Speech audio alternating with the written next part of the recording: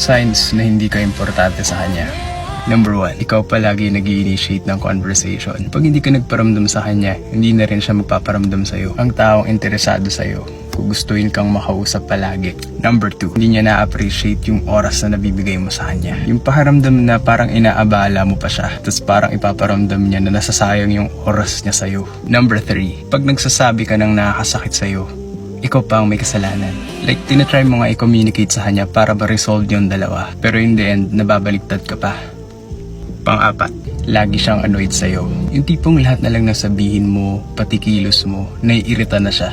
Pang-5, wala siyang pakialam sa mga nararamdaman mo. Na parang everything is all about them. Emotions lang niya nagmamatter, pero yung sa'yo, hindi. At ang panghuli, yung lagi kang nagbe-beg for their attention. Like, bakit? Hindi ko magets. Hindi mo kailangan gawin yun kung mahal ka talaga niya. Kung na-experience mo man ng mga yan, mag-ready ka na sa worst case. Tatagan mo lang ang loob mo. Kaya mo yan. Kinaya mo nga tiisin lahat yan eh. Ang pakawalan pa kaya.